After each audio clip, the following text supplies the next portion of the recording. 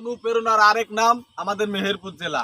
টানা 3-4 দিন বৃষ্টিতে আমাদের মেহেরপুর জেলার যে ক্ষয়ক্ষতি, এই ক্ষয়ক্ষতির পরিমাণ আমাদের এক কৃষকের মুখ থেকে আপনারা শোনেন আর ভিডিওটা দেখতে থাকেন।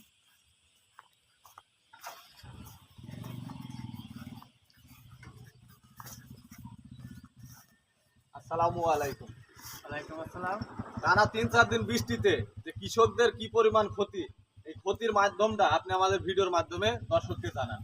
ক্ষতির মাধ্যমটা হলো আমরা এই যে বেগুন চাষ করছি। আচ্ছা আচ্ছা, বেগুন চাষ, জি, এটা বেগুন, এটা কাটা বেগুন বলে একে। আচ্ছা কাটা বেগুনে খুব ফলন।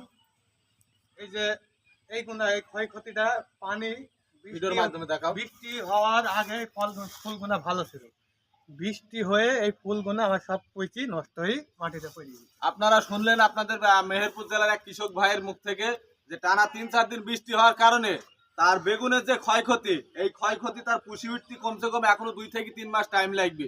সে এখানে অনেক টাকা ইনভেস্ট করেছে, কিন্তু টানা বৃষ্টির কারণে তার হয়তো টাকাটা পুরাটাই জলে যাবে, কিন্তু কৃষকের টাকা যে নষ্ট হয়ে গেল, এটা আমাদের কোনো মানুষেরই কোনো যায় আসে না। কারণ কৃষকের তো কোনো মূল্য নেই বর্তমান সমাজে।